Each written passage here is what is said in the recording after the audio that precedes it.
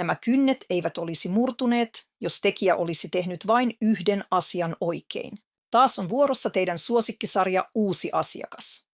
Täällä minä, Svetlana Morotsova, käyn läpi virheitä, jotka pilaavat kynnet ja näytän, miten ne korjataan. Ja tänään selitän vielä havainnollisesti, miksi ne murtuvat ja miten sen voi estää. Kuvitellaan, että tämä paperiarkki on asiakkaan kynsilevy.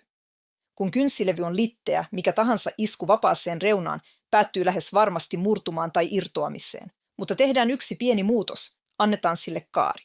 Samat iskut, sama paksuus, sama pinta-ala ja kestävyys on täysin eri tasolla. Se joustaa, jakaa kuormituksen ja pysyy ehjänä. Kyse on arkkitehtuurista, ei materiaalin paksuudesta. Ja nyt oikea esimerkki. Uusi asiakas, litteät kynnet, lohkeamia ja murtumia melkein joka toisessa kynnessä. Ja nyt samat kädet, mutta jo 2,5 vuoden kuluttua.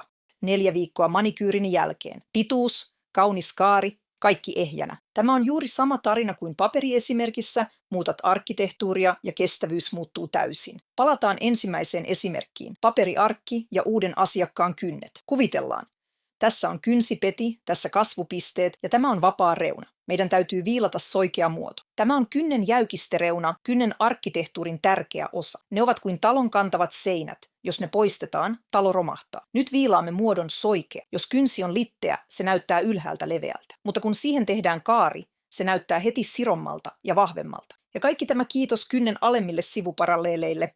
Niissä on kynsien todellinen vahvuus. Kun tekijä ottaa viilan ja viilaa väärin sivuparalleelin kynnen kasvupisteestä, eli poistaa talon kantavan seinän, kynsi menettää heti kestävyyden. Ja jos siihen vielä lisätään paljon materiaalia vapaaseen reunaan, se vain nopeuttaa murtumista. Muistakaa, paksuus ei pelasta kynttä, jos sen arkkitehtuuri tuhotaan.